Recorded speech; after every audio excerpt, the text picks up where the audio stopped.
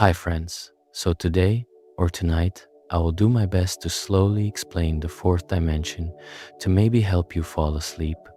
This video took a while to make, so it would be nice if you subscribed. Also, I just made a Patreon, so if you want to listen to these videos without ads and on Spotify, get early access to new videos and many other really cool perks, you can subscribe. It helps support the channel. But without a further ado, let's begin. Let's start somewhere so simple, it almost feels like a waste of time. Let's start with a point. A point has no size. It takes up no space. It has no length, no width, no thickness. It just sits there. And it is, in the strictest sense of the word, nothing you could ever touch or hold. You can draw a point on paper, but that dot you just made has width, which means it's already cheating. A true mathematical point is just a location, a position, a where with no how big. Now take that point and drag it through space, not up or down, not side to side, just drag it in some direction. As it moves, it traces a path. That path is a line, and a line is a one-dimensional thing. You can go forward or backward along it, but that's all. You're trapped on a track. Left and right are the same thing. There is no across. One dimension means one direction of freedom, and that one direction is everything there is. Now take that line, that one-dimensional thing, and drag it sideways, perpendicular to itself. Every point on the line sweeps across space, and behind it you now have a flat surface, a plane, a square. If you dragged it the same length as the line was long, 2 dimensions, length and width, you can now go left, right, forward, back, but there's no up, no down. You're a piece of paper, a shadow on a wall with nothing above and nothing below, and no way of knowing either one of those words has any meaning at all. Now take the square and drag it upward, perpendicular again, the same distance, and now you've got a cube, 3 dimensions, length, width, height. You can go in 6 directions, left, right, forward, back, up, down. This is the world you live in. This is where your hands and your face and your ceiling and your floor all exist. 3 dimensions, 3 axes, 3 directions of freedom. And here is where most people stop, because this is where the physical world stops, or at least where our experience of it stops. We move in 3 dimensions. We build in 3 dimensions. We see in 3 dimensions. Our brains are absolutely wired for 3 dimensions in a way that feels like the whole universe, and it doesn't feel like a limit at all. It feels like completeness. It's worth pausing on that for a second. The 3-dimensionality of your experience is not something you chose. It's something your nervous system enforces. You have 2 eyes separated slightly in space, and your brain merges the 2 slightly different images they receive into a single image with depth. That depth perception is a calculation your visual cortex has been running since you were an infant, so automatically and so constantly that you don't experience it as a calculation at all. You experience it as just the world. You see 3 dimensions not because 3 dimensions are the only possible geometry, but because your visual system was built for this particular geometry, and it makes 3-dimensional interpretations without asking you first. When neuroscientists use functional MRI to watch what the brain does when people try to reason about 4-dimensional objects, looking at rotating projections of tesseracts or working through four-dimensional geometry problems, they find that people do eventually get better at it, not by developing a new sense, by getting better at pattern recognition, at noticing what certain projections imply about what the rest of the object must look like, and building up a kind of shorthand for four-dimensional structure from repeated exposure to its shadows. It's slow and it's uncomfortable, and it tops out well below the effortless three-dimensional intuition we all have from birth. But it is possible to improve, which means the four-dimensional world is not completely locked away behind some hard biological wall. It's just on the far side of a wall of effort that most people reasonably decide not to climb, and I think that's one of the more quietly humbling facts about how minds work. But follow the pattern and the wall cracks a little, because if you continue the exact same sequence, point, line, square, cube, there is a perfectly logical next step. Take the cube and drag it in a new direction, not left, not right, not up, not forward, something else, somewhere perpendicular to all three of those at once. A direction that doesn't exist in our space, or at least not a direction we can point to or feel or name without making up a word. And what you'd get after dragging that cube the same distance through that mystery direction is a four-dimensional cube, a shape made of 8 cubes the way a cube is made of 6 squares, 16 corners, 32 edges, 24 faces, a thing called a tesseract, and the second you try to picture it, your brain does something interesting. It reaches for an image and comes back empty. It's like trying to remember a dream 2 hours after waking, that feeling of a shape somewhere just out of reach, and every time you lean toward it, it slides away a little further. That feeling of almost getting it is actually the most honest response you can have to the fourth dimension.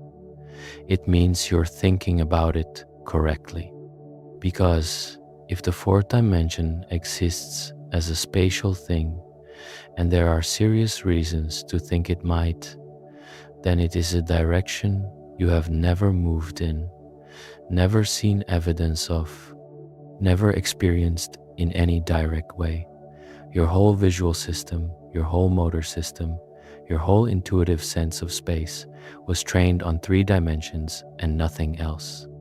Asking you to picture 4 is a little like asking someone to hear a color, not harder than hearing a regular sound, a genuinely different category of thing. So rather than try to picture it right away, let's do what mathematicians actually do.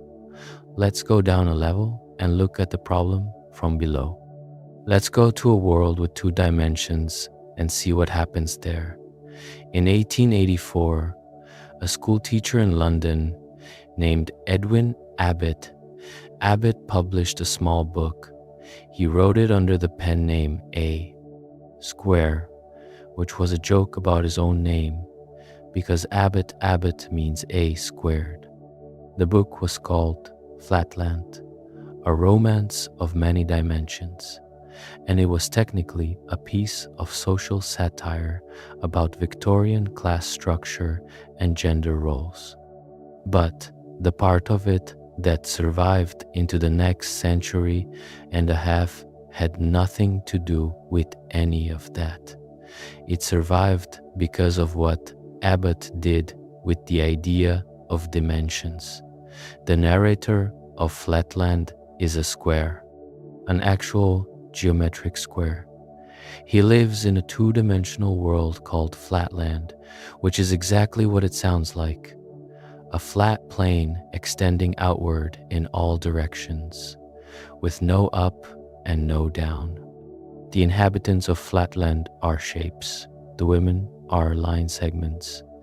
The working class are triangles. The professional class are squares and pentagons.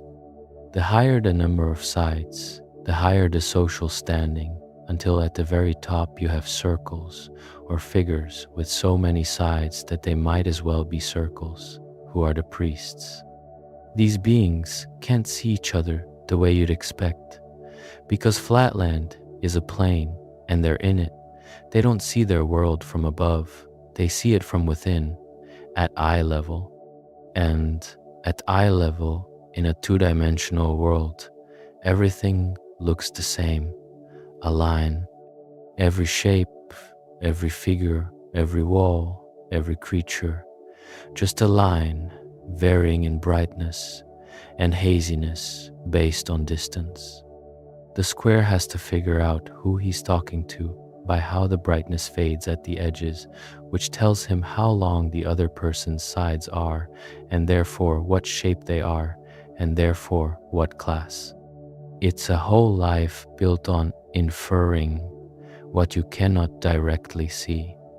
The first half of the book is the square, explaining all of this in great detail, the customs, the rules, the hierarchies.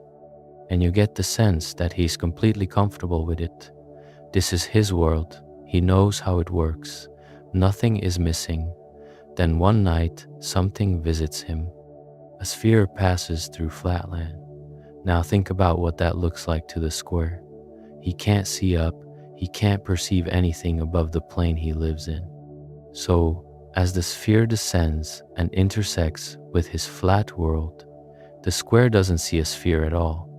He sees a circle, a small one, appearing as if from nowhere. And then, as the sphere keeps moving down through the plane, the circle grows, gets bigger and bigger, reaches its widest point, and then starts to shrink again as the sphere moves up through and out of Flatland, until the circle is gone, vanished. The square is baffled. The sphere tries to explain itself. It tries to explain that it's a three-dimensional object, that there's a whole dimension above and below Flatland, that the square is missing an entire axis of existence. The square listens, and the square cannot understand, not because he's stupid, he's not stupid, he just has no frame of reference. He's never moved up, he's never felt height. There is no word in his experience that corresponds to what the sphere is trying to say. Up is not a direction, it's a word without meaning. The sphere tries everything. It tells the square that if a line segment moves sideways, it makes a square, and if a square moves sideways, it makes a cube. So if a square moves upward, it would make. And the square finishes the sentence and says, a cube. What is a cube? And this is where things get heartbreaking in a beautiful way, because the sphere knows what a cube is and cannot explain it. The square doesn't doubt the sphere exactly. He just can't feel what the word means, which is a different kind of not understanding. It's the kind where you follow all the logic and the conclusion still has no weight. So the sphere does something drastic. It reaches into the square and touches the inside of his body, which would be completely impossible in 2 dimensions, since to get inside a closed shape, you'd have to cross its boundary, and then it lifts the square up out of Flatland entirely, up through the 3rd dimension, above his world, and for the first time in his life, the square sees Flatland from outside. He sees everything all at once. He sees the insides of the houses, the insides of the people. He sees the whole map of a world that used to only be a sequence of lines. He's overwhelmed. He cries. He calls it a kind of religious experience. And honestly, reading that scene, I think Abbott was right to frame it that way, because what the square is experiencing is not just new information, it's a new category of seeing, and those don't come along often. And then, already infected with the logic, the square asks the sphere if a point moving makes a line, and a line moving makes a square, and a square moving makes a cube, then what does a cube make when it moves through a new direction? What is the fourth dimension? And the sphere, who has spent the whole visit trying to explain 3 dimensions to a 2-dimensional creature, now freezes up, scoffs, says that's ridiculous. There is no 4th dimension. Abbott wrote that scene deliberately. The sphere, who was wise and omniscient from the square's point of view, is revealed to have exactly the same limits as the creature he just educated. He cannot imagine beyond his own experience. The square was humble enough to be taught. The sphere was not. And the book ends with the square back in Flatland, trying to explain to everyone what he saw, being arrested for it, and writing his memoir from prison. It's a very short book. You can read it in an afternoon. But the idea in it, the idea that there could be a whole spatial dimension beyond what you can see, and that creatures inside a lower dimensional world would be completely unable to perceive it from within. That idea had been rattling around in mathematical circles for years before Abbott put it in a story. And once the story existed, it gave everyone a shared mental picture, a way to point at the thing with something other than pure abstraction that matters more than it sounds, because sometimes what holds a field back isn't the math at all, it's the absence of a shared image. One of the people already deep in this territory was a man named Charles Howard Hinton, who is one of the stranger characters in the history of mathematics. He was British, born in 1853, the son of a surgeon who had some pretty unconventional ideas about relationships, which may or may not be relevant to the fact that Hinton later secretly married a second woman without telling his first wife, was convicted of bigamy, spent 3 days in prison, and fled to Japan. He eventually ended up at Princeton, where he invented a gunpowder-powered baseball pitching machine for the batting cages, which is only slightly less strange than his actual published work. His actual published work was the 4th dimension. Hinton was obsessed with it, not in the way that someone is obsessed with a puzzle, more in the way that someone is obsessed with a belief. He genuinely thought that developing the ability to visualize 4-dimensional space would transform human consciousness. He wrote that when a person finally achieved an intuitive perception of the 4th dimension, something opens up, a new horizon, he called it, a development of power. He said it the way people talk about spiritual enlightenment, not the way they talk about learning a math skill. He tried to give people the tools to get there, and the tools he came up with were absolutely wild. He created a system of colored wooden cubes, 81 of them, each one color-coded on every face, edge, and corner with a different color out of 81 total colors, some of which he had to invent names for. There's one called stone. The idea was that by memorizing the positions of all the cubes and mentally assembling and rotating them, you could train your mind to build up a 4-dimensional object in your imagination, piece by piece, the way you might build a 3-dimensional object from cross-sections laid side by side. He published detailed instructions. He believed this was a genuine path to 4-dimensional intuition, and I genuinely cannot tell if that belief was visionary or delusional. Maybe it was both, and maybe those aren't as different as they sound. A Victorian-era writer named Martin Gardner later noted, somewhat dryly, that people who got seriously into Hinton's cube exercises sometimes became obsessively fixated on them to a degree that was not entirely healthy, which is either a warning or a review, depending on how you look at it. Hinton also coined the word Tesseract. He got it from Greek, tessera, meaning four, and actis, meaning ray. Four rays, referring to the four spatial directions that meet at each corner of a four-dimensional cube.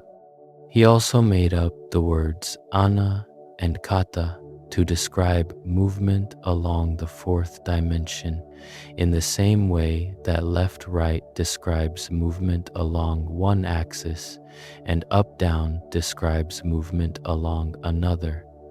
Ana and kata. You can't feel the direction they point to, but you can at least now name it, and naming things is how thinking gets traction. And what he was groping toward, underneath all the colored cubes and invented vocabulary, was the same thing Abbott's book was about, the problem of perception. The problem that we are creatures inside a space looking outward, and everything we know about what space is was built from that inside view. The question of whether something could exist outside of that view, whether there could be a direction we had simply never moved in, that was what kept Hinton up at night. It kept a lot of people up at night during that period, which says something about the late 19th century that I find weirdly charming. So let's try to actually think about what a fourth spatial dimension would be like. Not feel it. We've established that feeling it is probably off the table, but think about it through the same logic we've been using. Go back to the pattern. A point moves and makes a line. A line moves perpendicular to itself and makes a square. A square moves perpendicular to itself and makes a cube. A cube moves perpendicular to itself and makes a tesseract. A square has four corners. A cube, which you make by dragging a square, has 8 corners. 4 from the original square, 4 from where those corners end up after the drag. Following the same logic, a tesseract has 16 corners. 8 from the cube, 8 from where those corners land. A square has 4 edges. A cube has 12, 4 on top, 4 on bottom, 4 connecting them. A tesseract has 32 edges. 12 from the original cube position, 12 from the destination, 8 connecting the two sets. A square has 4 faces. A cube has 6. A tesseract has 24. A cube has 6 faces, and each face is a square. A tesseract has 8 cells, and each cell is a cube. The tesseract is made of cubes, the way a cube is made of squares, 8 of them fitting together in 4-dimensional space, in a way that makes complete geometric sense, and makes absolutely no visual sense when you try to draw it. What you end up with when you try to represent a tesseract in 3 dimensions is something that looks like a small cube sitting inside a larger cube with lines connecting all their corners. That picture is to a tesseract what a drawing of a cube on paper is to an actual cube. It's a projection, a shadow, roughly.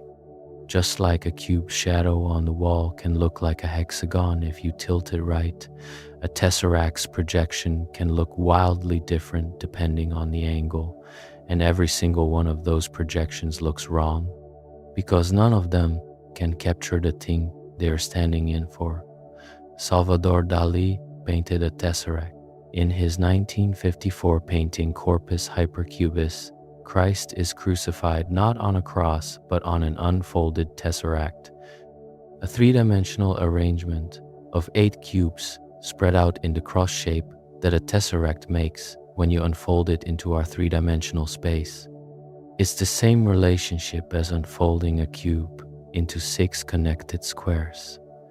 The 6 squares are flat, spread out in 2 dimensions, but if you fold them back up in the right way, they become a cube. The 8 cubes in Dali's painting, spread out in 3 dimensions, could in principle fold back up in the 4th dimension into a tesseract. Dali knew exactly what he was doing, and as a piece of conceptual art, I think it's one of the genuinely brilliant things anyone painted in the 20th century. He found a way to make the mathematical idea emotionally legible. Robert Heinlein wrote a story in 1941 called "And He Built a Crooked House," about an architect who designs a house in the shape of an unfolded tesseract. An earthquake hits, and the house folds up into 4 dimensions.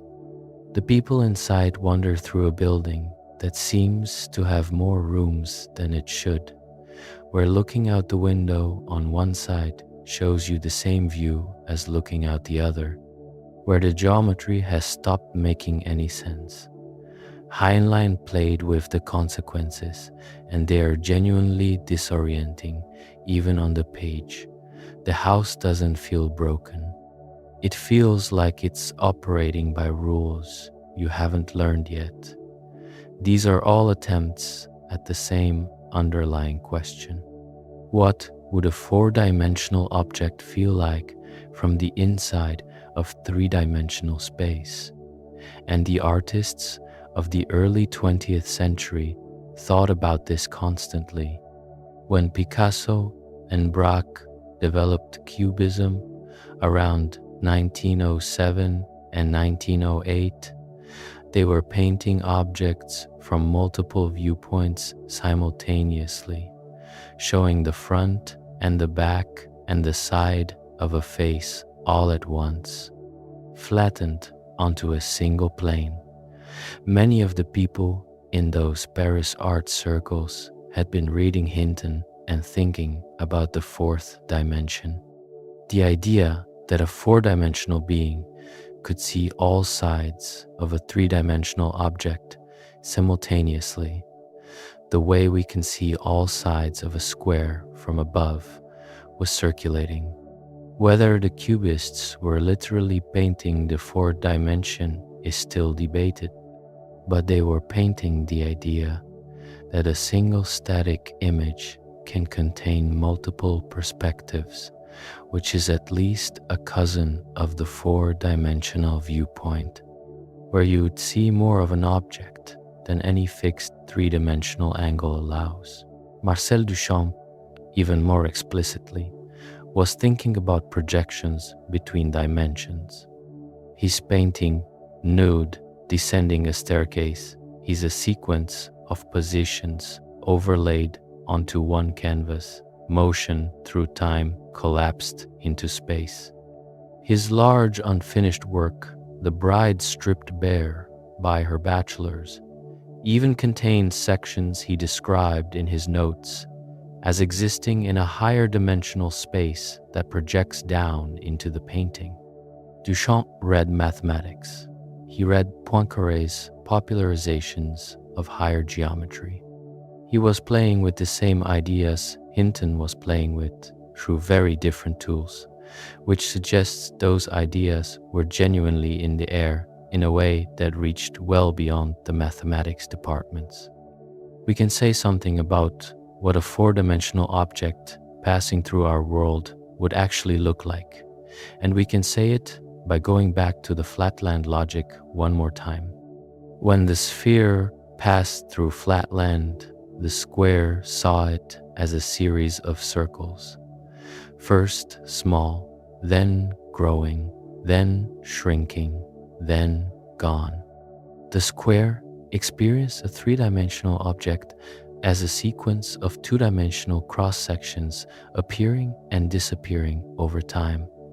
The sphere didn't change. It just moved through a dimension the square couldn't access, and the movement produced that eerie sequence of growing and shrinking circles as a kind of shadow of something larger. So, if a four-dimensional object were to pass through our three-dimensional space, we'd experience it the same way, a sequence of three-dimensional cross-sections appearing and then changing and then vanishing. And those cross-sections could look like absolutely anything, depending on the angle at which the four-dimensional object intersected our space and how it was oriented. A tesseract passing through our world, depending on the angle, might appear as a cube that slowly morphs into a series of different polyhedra, changing shape in ways that seem impossible, before disappearing. Not like a magic trick, like a higher dimensional object obeying its own geometry, which happens to produce that effect when seen from below. A four-dimensional being looking down at us would see something that we would find extremely disturbing if we fully understood it. They would see our insides, not because they had X-ray vision, just because of the geometry. In two dimensions, if you draw a circle around a point, the point is trapped. But a three-dimensional being can reach the point without crossing the circle's edge, just by coming from above. In three dimensions, if you put something in a sealed room, it's trapped. But a four-dimensional being could reach in without going through the walls, could reach into your body without breaking the skin, could remove things from inside sealed containers, the way you can lift a coin out of a circle drawn on paper without ever crossing the circle's edge.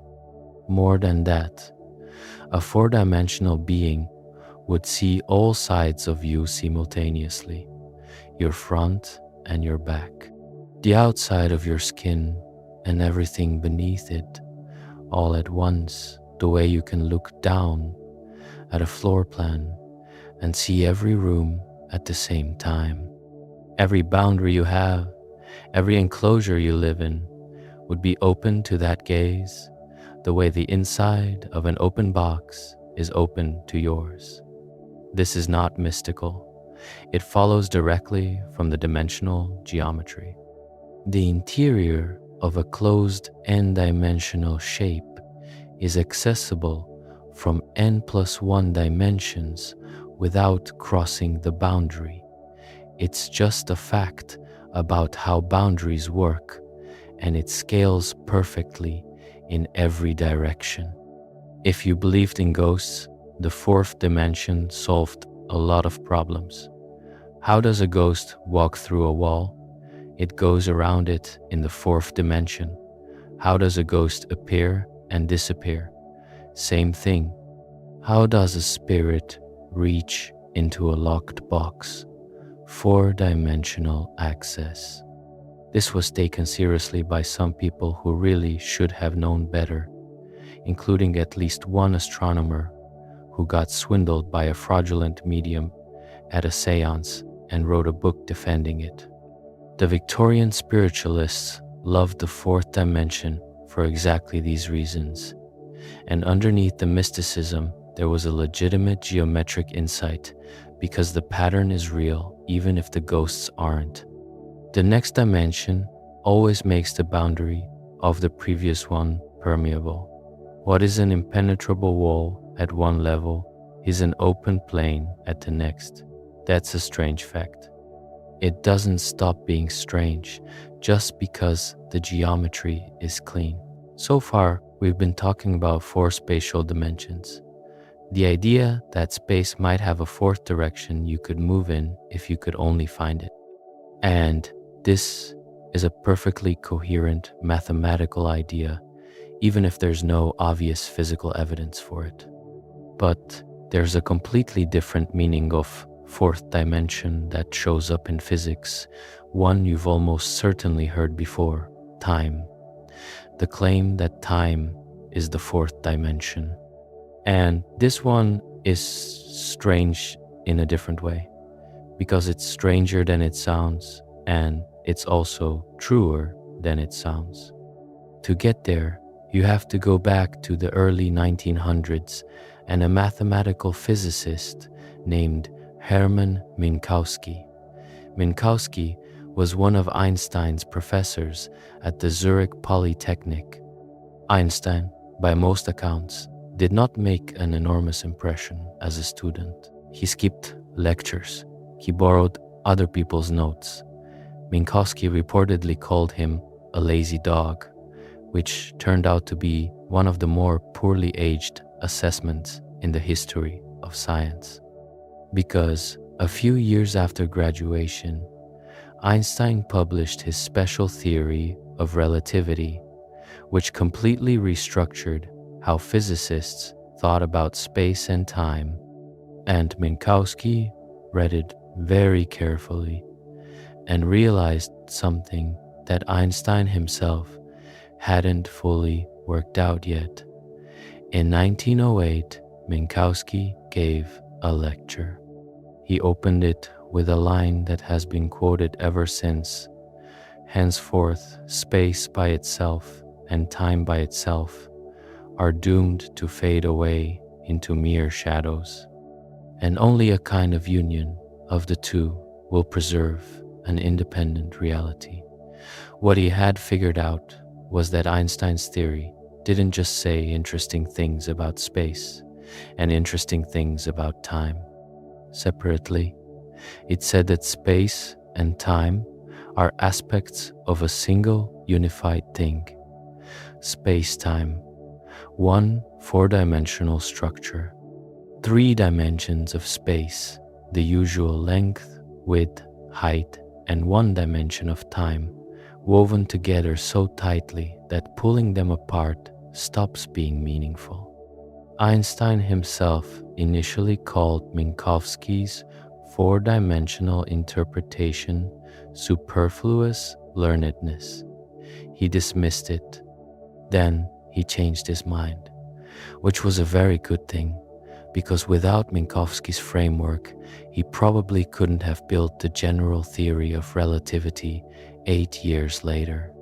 The mathematics of curved spacetime, which is what general relativity is built from, required exactly the geometric language that Minkowski had set up. Einstein needed his old professor's idea, even after dismissing it.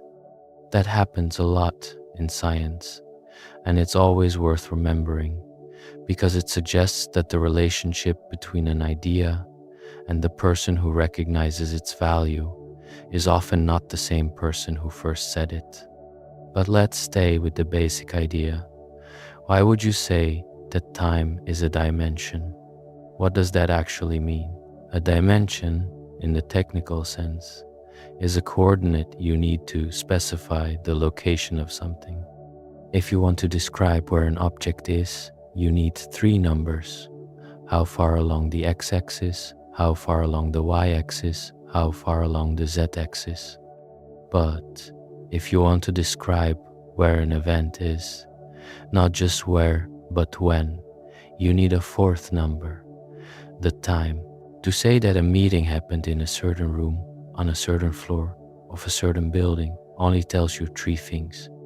To say when it happened tells you the 4th, and without that 4th one, you don't have a location.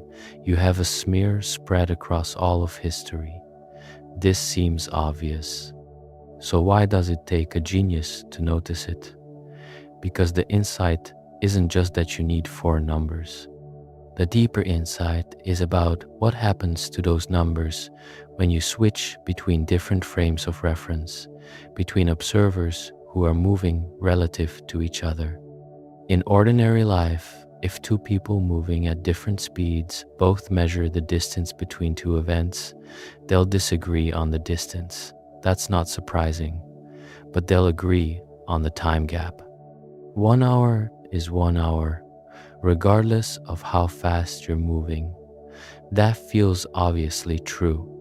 That's what Newton assumed. That's what everyone assumed for a very long time. Because at human speeds, it's so nearly true that nothing ever contradicts it. It's wrong.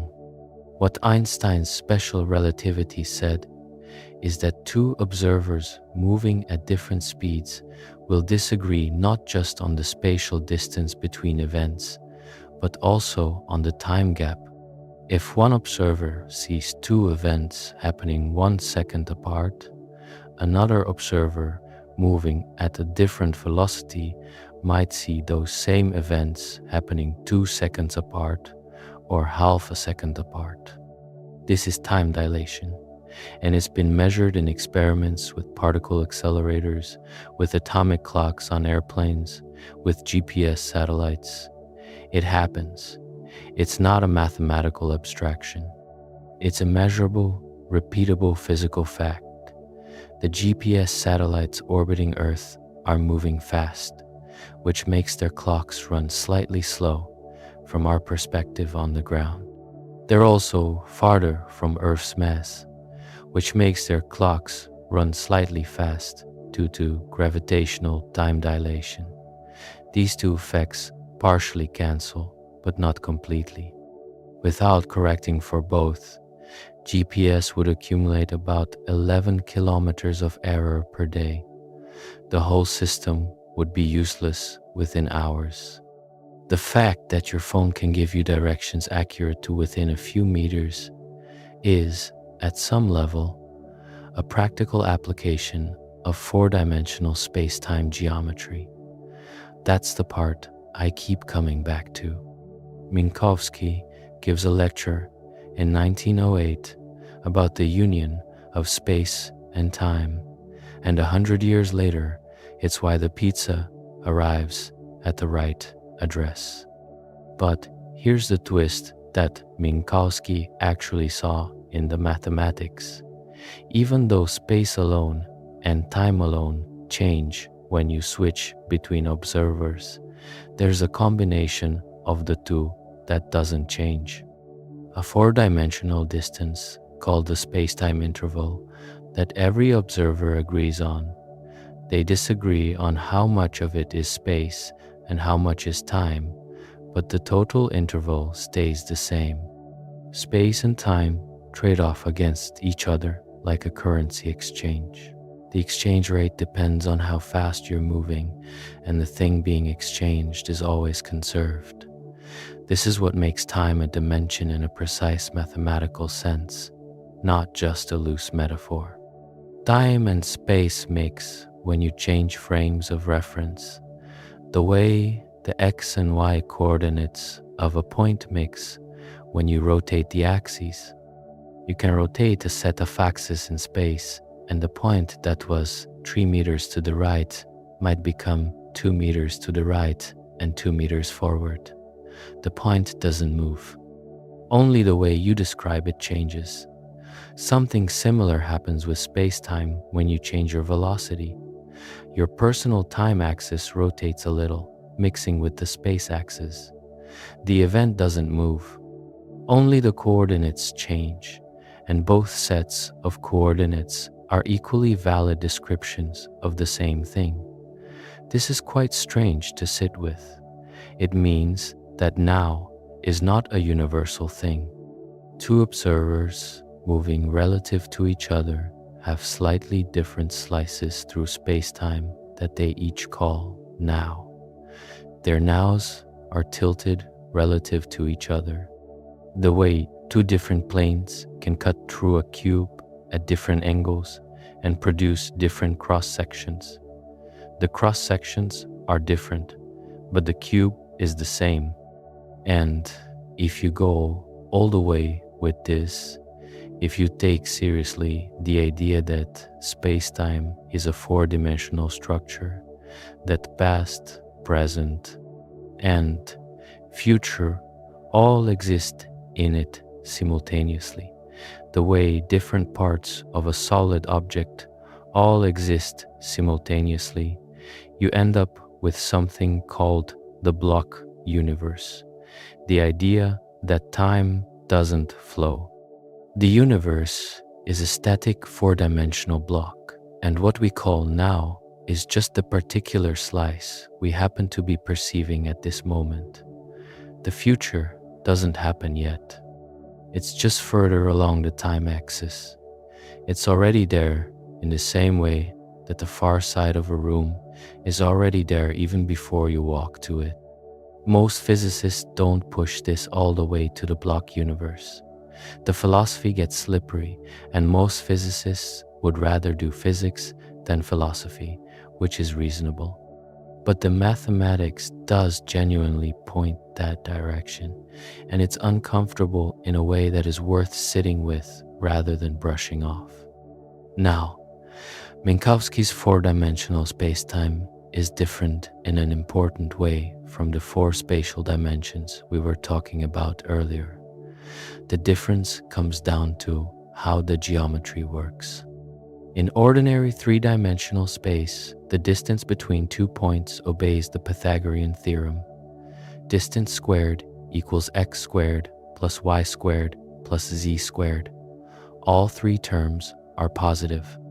Add them up, take the square root. This is the geometry you learned in school, called Euclidean geometry, and it just works, matching the world at human scales with stunning precision. In Minkowski's space-time, the interval between two events works differently. You still square and add the spatial components, but the time component gets subtracted. Interval squared equals x squared plus y squared plus z squared minus the speed of light squared times t squared. That minus sign changes everything. It means the geometry of spacetime is what mathematicians call Lorentzian rather than Euclidean, and it means that the fourth dimension, time, is genuinely different from the spatial three in a precise technical sense, not just in the way it feels. One of the consequences is that there are things called null intervals, pairs of events where the space-time interval is exactly zero, even though the events are separated in both space and time. This happens for events connected by light. A photon leaves one place and arrives at another. The space-time interval between its departure and its arrival is zero. From the photon's perspective, if you could somehow inhabit that perspective, the departure and arrival are the same event. The journey takes no time. All the space that the photon crosses is collapsed. Distance is zero. Time is zero. The interval is zero. This is not a result of measurement error or philosophical hand-waving. It's what the geometry says, and the geometry has been tested in every way we know how to test it. Because of that structure, the shape of space-time decides which events can influence which other events.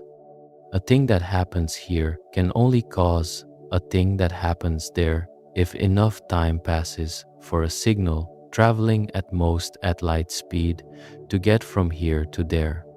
This gives space-time a shape, a kind of cone around every event, the past cone of all events that could have caused it, and the future cone of all events it could cause. Outside those cones, events are causally disconnected. Neither can influence the other. They live in a kind of permanent mutual irrelevance, which is a strange phrase, but it's the accurate one. Gravity, in Einstein's general theory of relativity, is what you get when mass curves this four-dimensional structure, not a force pulling things toward it. A warping of the space-time fabric around it so that objects following the straightest possible paths through curved space-time end up moving in what looks, from our flat space perspective, like a curved arc. The Earth orbits the Sun not because the Sun is yanking on it with invisible ropes, but because the Sun's mass has curved space-time around it, and the Earth is doing its best to travel in a straight line through that curved geometry, and the curve of the path through curved space-time looks like an ellipse from here. Gravity is the shape of the four-dimensional stage that everything moves through, and everything moves through it whether it wants to or not. The four-dimensional geometry isn't just a description. It's doing physical work. Mass and energy curve it. The curvature guides how things move, and the pattern of curvature propagates outward as gravitational waves, ripples in space-time moving at the speed of light, which physicists began directly detecting in 2015 when two black holes a billion light years away spiraled into each other and sent a ripple through space-time so faint that it moved the mirrors in the LIGO detector by a fraction of the width of a proton. We measured that with mirrors and lasers. The fourth dimension left a physical mark that we could read.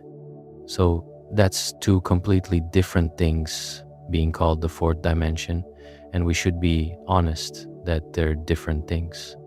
The mathematical fourth spatial dimension, the one Hinton built colored cubes about, and that gives you a tesseract, and the physical fourth dimension of time, the one Minkowski put into the space-time interval. They're related by analogy, but they're not the same thing. The confusion between them has a long history, and there's a reason people got muddled.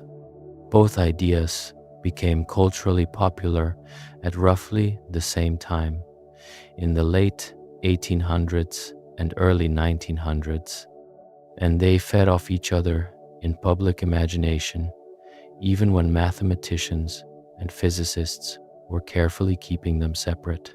And in string theory, where both ideas end up together, there are more than four dimensions of both kinds, so the confusion gets even thicker. Let's spend a minute there, because string theory is not just a punchline. The basic problem that string theory was trying to solve is the one at the heart of 20th century physics. Quantum mechanics and general relativity don't play well together. Quantum mechanics is the theory of the very small particles, fields, the behavior of atoms, and the things inside them. General relativity is the theory of the very large, massive objects, gravitational fields, the shape of space-time. Both of them work.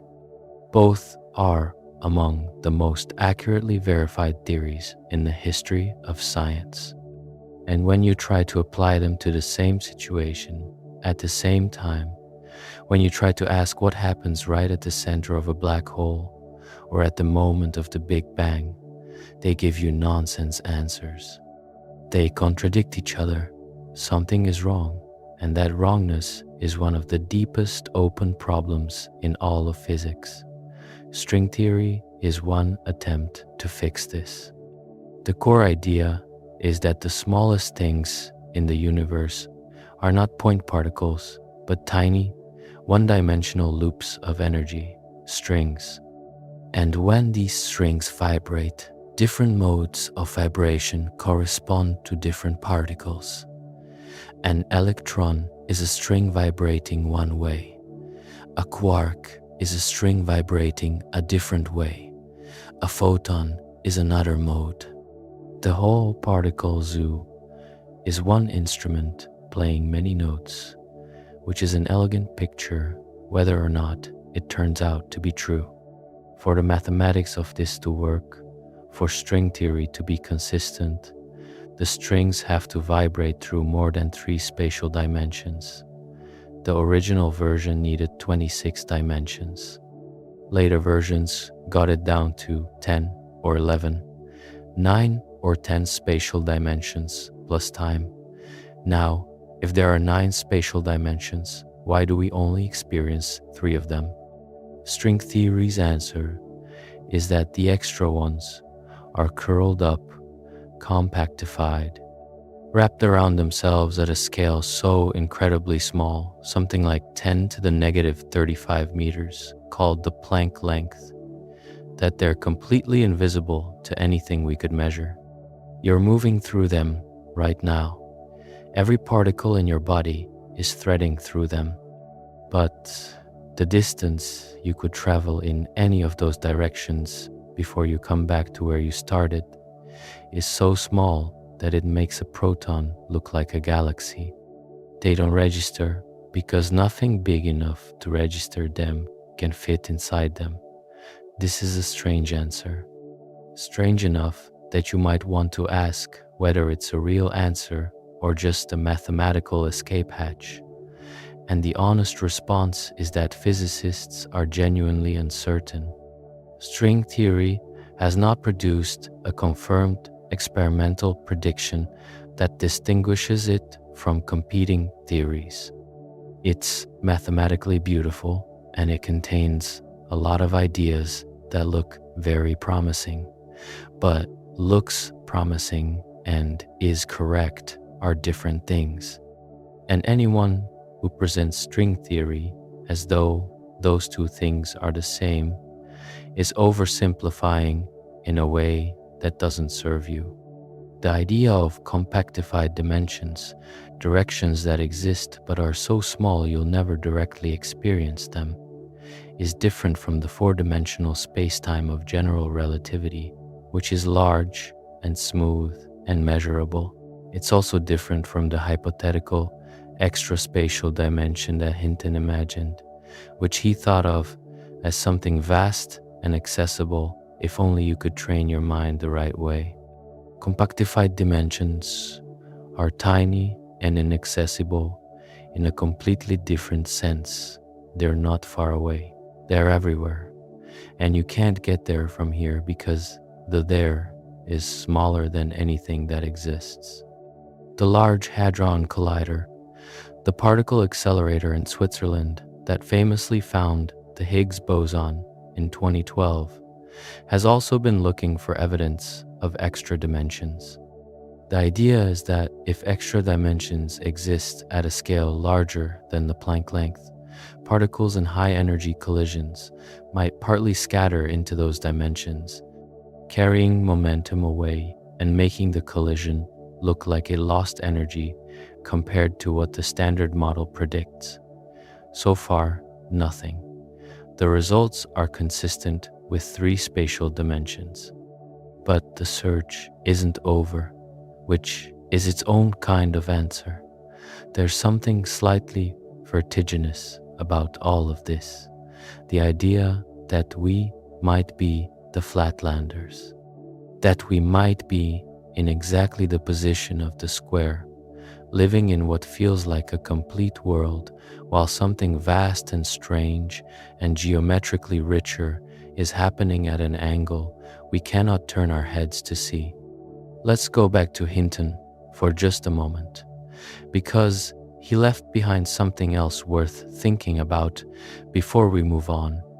In an essay called "What is the Fourth Dimension?", written in 1880 and published in 1884, Hinton argued that if you accept the possibility of a fourth spatial dimension, then moving through it would mean that your entire three-dimensional self would be replaced by a different three-dimensional cross-section, like the sphere in Flatland, whose cross-sections changed as it moved through the plane. But then he pushed further. He suggested that what we experience as the flow of time, the sensation of moving from one moment to the next, might actually be motion through the fourth dimension, not time as a dimension in the Minkowski sense, literally spatial motion through a spatial fourth axis that produces the experience of time passing as different cross-sections of a four-dimensional world become accessible to our three-dimensional senses. In this picture, the future isn't ahead of you in time. It's adjacent to you in the fourth spatial direction, already there, already made. You're moving through a four-dimensional space world the way a film strip moves through a projector, and the frames are all real, and you're just seeing them one at a time because that's the direction you're moving.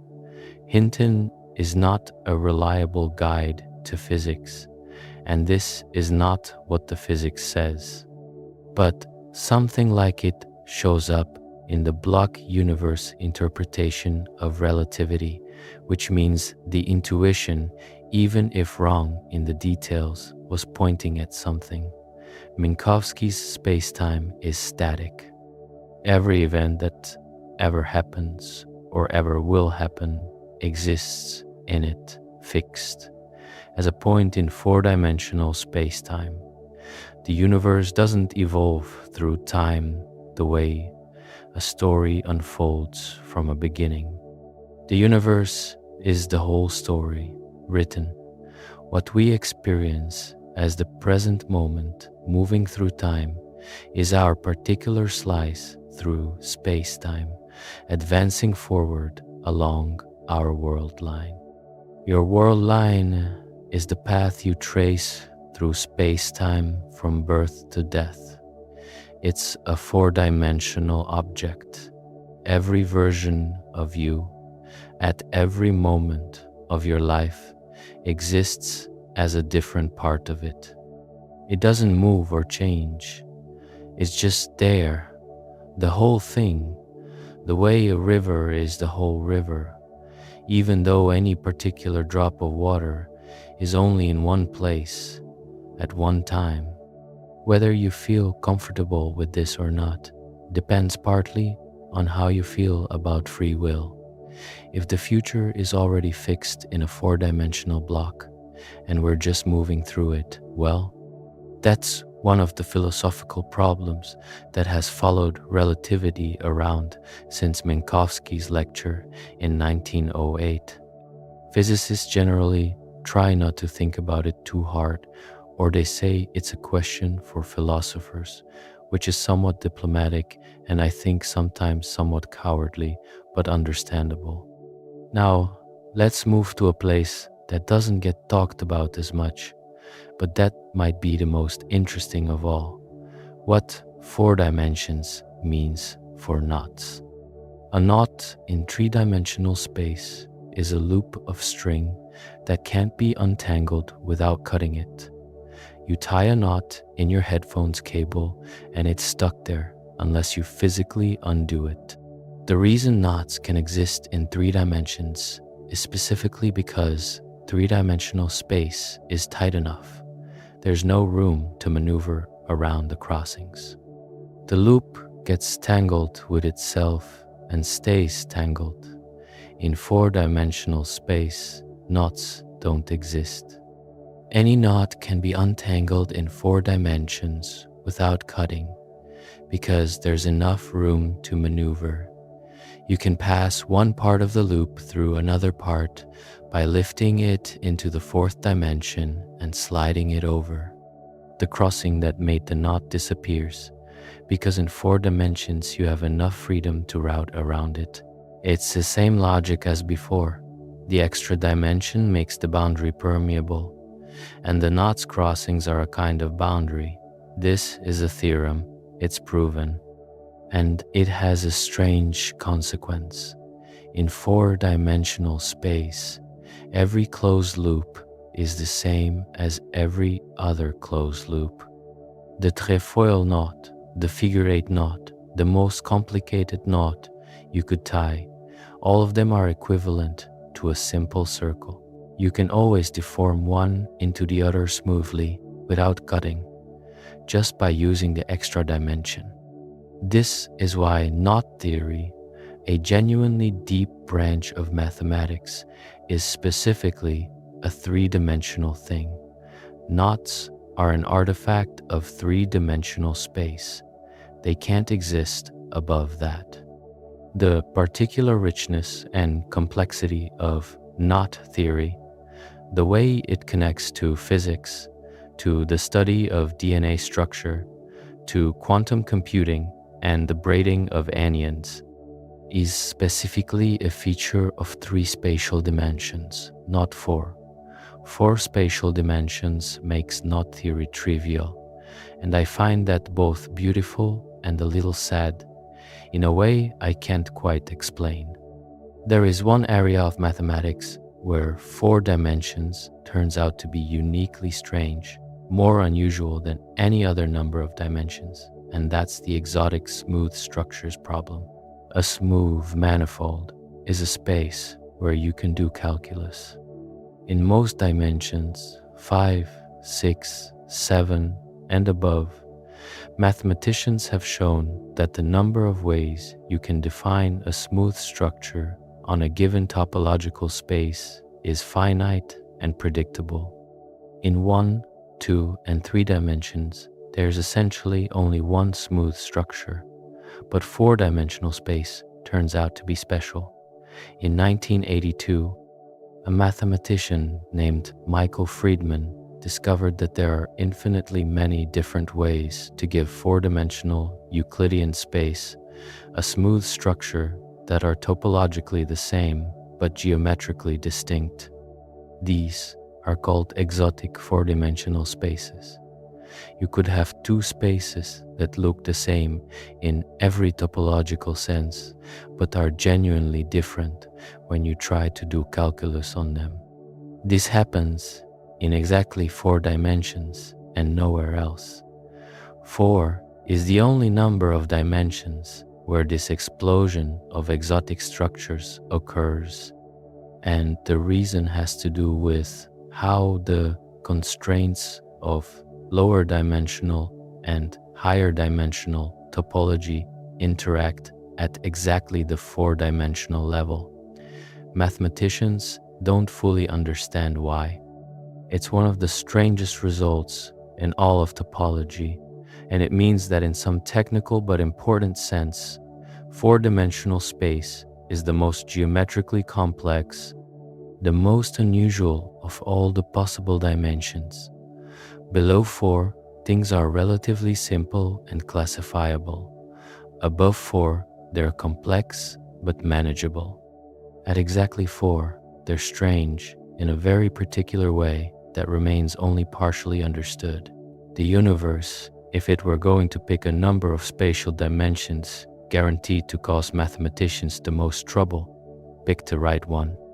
There's another thing about the 4th spatial dimension that doesn't get mentioned as much as the Tesseract, and that's what rotation looks like. In 3-dimensional space, rotation happens around an axis. You spin a top and it rotates around a vertical line that runs through its center. Everything on the top is moving, but the axis itself stays put. In 3 dimensions, an axis is a 1-dimensional thing, a line, and that line stays fixed while everything around it turns. In 4-dimensional space, rotation happens around a plane, not a line. A 2-dimensional plane stays fixed while the rest of the object rotates around it. You can have 2 completely independent rotations happening simultaneously, each with its own fixed plane, in a particular geometric relationship to each other that has no equivalent in 3 dimensions at all. This is called double rotation, or isoclinic rotation in some cases. A 4-dimensional object can rotate in a way where every single point on it is moving, no fixed points at all, except possibly a single point at the center, which is geometrically impossible in 3 dimensions. A sphere rotating in 3 dimensions always has a line through it that stays still. That's just what rotation means in 3 dimensions. A 4-dimensional sphere, a hypersphere, can rotate with no fixed line whatsoever. Every part of it can be moving simultaneously. This is not a paradox, it's just a fact about 4-dimensional geometry. but your brain, which has been doing three-dimensional geometry since before it was born, finds this very hard to sit with. There's supposed to be a part that stays still. That's what rotation means. Except in 4 dimensions, it doesn't have to, and that exception is not an edge case, it's a feature.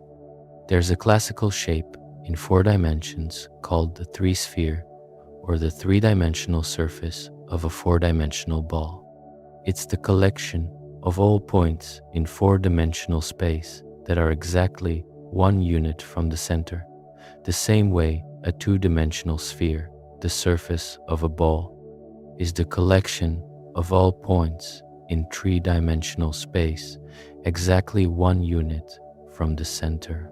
The 3-sphere can perform a kind of rotation called Hopf vibration, discovered by a mathematician named Heinz Hopf in 1931. It is one of those mathematical objects that people who know about it tend to find genuinely beautiful in a way that's hard to explain to people who don't. The 3-sphere can be decomposed into circles, great circles, all the same size, that are linked with each other in a very particular way. And when you map this decomposition down into 3-dimensional space, you get a visual pattern where nested tori donut shapes fill all of space in a perfectly interlocking way. It's one of the few 4-dimensional structures that has a genuinely stunning 3-dimensional shadow. Physicists care about it because it shows up in quantum mechanics in the description of spin, which means 4-dimensional geometry is not just a curiosity. It's doing structural work in the theory of matter. So where does all of this leave us? We started trying to understand the 4th dimension and ended up touching particle physics, the nature of time, the block universe, gravitational waves, string theory, knot theory, and the topology of rotating spheres. This is what always happens when you pull on this thread. It doesn't stay in one place. It keeps opening. And the thing connecting all of it is a single idea, that the number of dimensions in a space is something you can reason about, even if you can't directly experience it. You can count vertices. You can measure intervals. You can notice when the angles of triangles don't add up the way they should. You can detect gravitational waves. You can look for missing energy in a particle collision. You can step outside your space and look at it the way you'd look at a painting on a wall. But you can learn things about it from the inside, which is the only option you've ever had, and turns out to be enough. There's a version of this story where the 4th dimension is solved, where someone builds the right instrument or runs the right experiment, and we find direct evidence of extra spatial dimensions, and the math and the measurements snap together and the picture is clear. That version of the story hasn't happened yet. There's another version where the 4th spatial dimension remains a purely mathematical object, something that exists in the equations, generates useful predictions when applied to real physics, produces beautiful geometric objects, but never corresponds to any physical reality you could point to, where space genuinely is 3-dimensional and time is genuinely different from space in a way that makes Minkowski's 4th dimension real, but unlike the other 3. This is the version that current experimental evidence is most consistent with. And then there's the string theory version, where there are 9 spatial dimensions and 1 time dimension, and 6 or 7 of the spatial dimensions are curled up so small that nothing we've ever built can probe them, and we are living on a 3-dimensional membrane floating through something much larger and stranger that we can infer the existence of but never visit. We don't know which of those is right. We genuinely don't know, And that's a stranger position than it sounds. We have a question: how many spatial dimensions does the universe have? And we have extremely good tools for investigating it. We have mathematics that works perfectly in any number of dimensions. We have particle accelerators that probe matter at energies far beyond anything our ancestors could have imagined. We have detectors sensitive enough to measure the displacement of a mirror by a fraction of the width of a proton. And still, the answer is not in 3 or more. We can't tell yet. This is the kind of thing I find genuinely exciting rather than frustrating, though I understand why someone else might feel the opposite. Part of what makes this hard is that our only way of knowing anything about the universe is through signals that travel through whatever number of dimensions actually exist. If there are hidden dimensions, but everything we measure is confined to our three-dimensional slice, if we're genuinely like the Flatlanders, then our instruments only measure what's in our slice. We can look for indirect effects, like the leaking of gravity or the missing energy in a particle collision or the particular way gravitational waves propagate, but we can't hold up a ruler and measure a direction we can't point to. The mathematician Henri Poincaré, one of the greatest mathematicians of the late 19th century, who actually anticipated some of what Einstein did in special relativity, wrote a lot about this.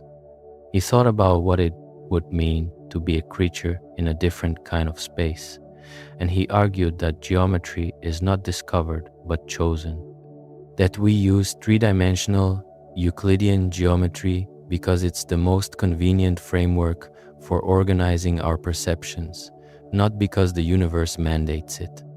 A sufficiently alien creature with different sensory apparatus might organize their experience differently, might use a different geometry, and both would be equally valid. This is a position called conventionalism. It's philosophically interesting, but also in tension with general relativity, which says that the geometry of spacetime is not a choice, but a physical fact. Matter curves it, and the curvature has consequences you can measure. The universe does seem to have opinions about its own geometry.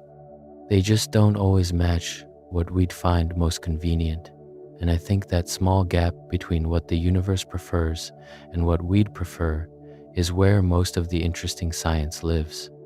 There's a moment in Flatland, just a few pages from the end, where the square is back in his two-dimensional world, in prison, and he's trying to explain the third dimension to anyone who'll listen. And he realizes something. He was shown the third dimension. He was literally lifted out of his plane and held in it. He experienced it directly. And even so, he can no longer picture it. He can reason about it. He knows it exists. But the direct sense of it, the feel of being in three-dimensional space, is gone. He can only apprehend it, he says, by faith. Abbott wrote that in 1884, before any of the physics we've been talking about.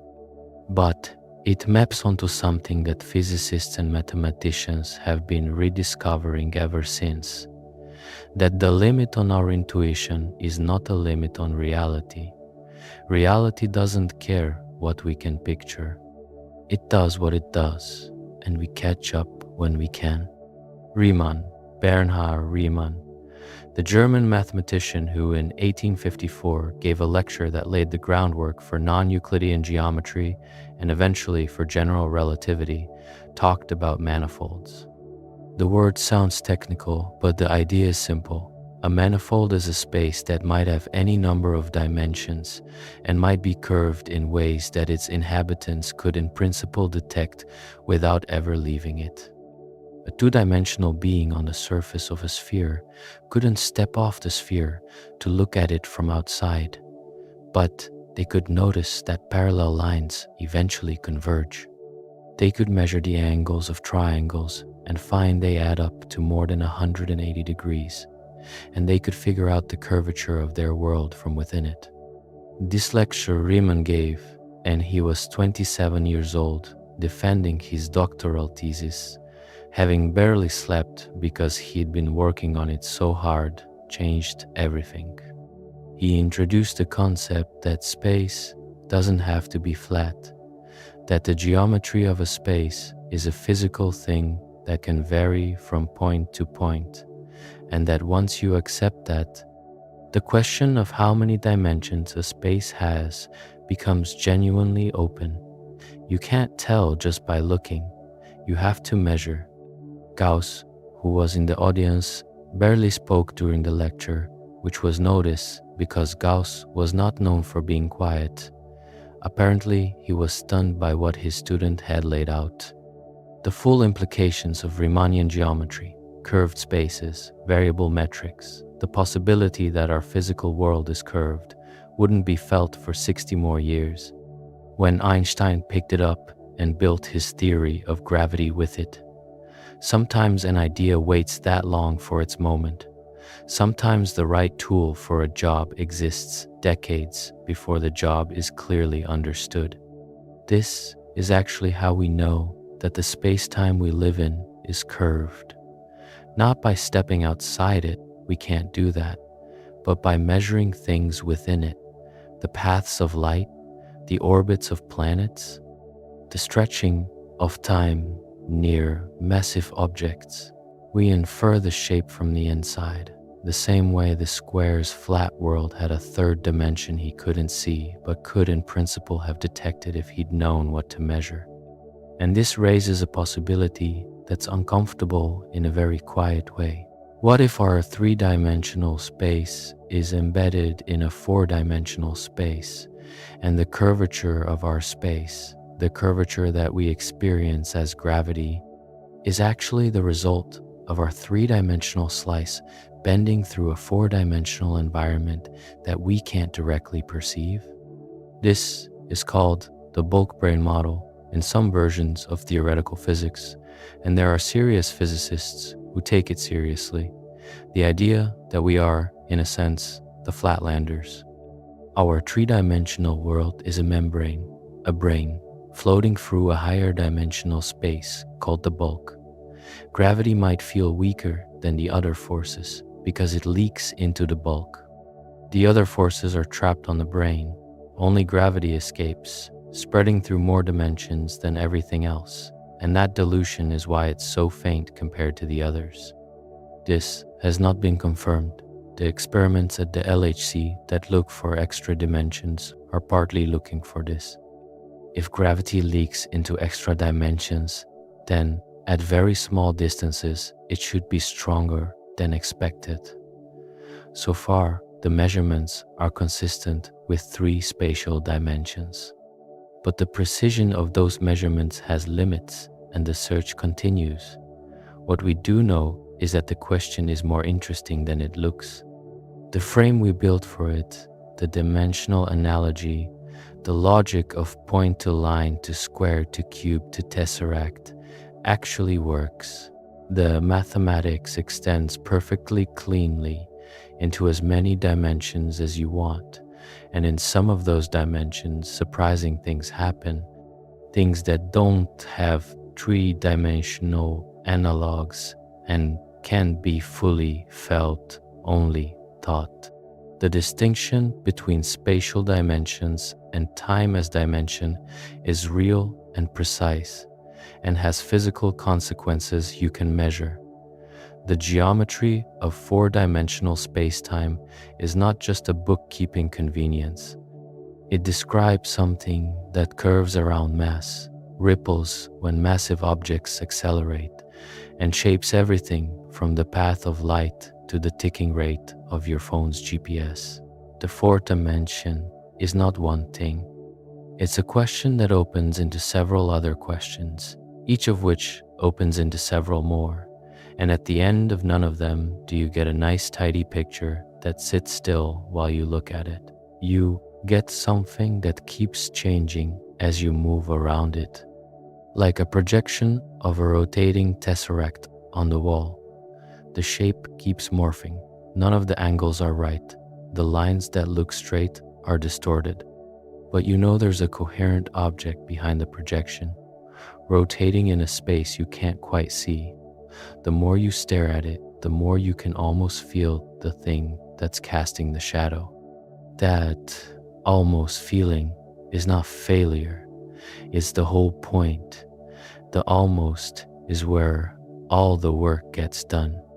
The square, writing his memoir from prison, unable to re-experience the height he was briefly lifted into, apprehending it by faith, understood something true about what it means to know a dimension you cannot live in. It's not picturing it, it's not feeling it. It's a kind of structural trust in the logic, an understanding that the pattern holds even past the edge of your perception, even past the edge of your imagination, even past all the colored cubes in the world. The geometry goes on. It doesn't wait for us to catch up, and with that, you can probably let your brain put it all down. The tesseract is still there, folded through a direction you can't point to. Minkowski's spacetime is still doing what it does. Somewhere in the mathematics, the Hopf vibration is linking its circles and filling all of space with nested tori in perfect geometric order. None of it needs you to watch it. Close your eyes if you want. The fourth dimension will still be there in the morning.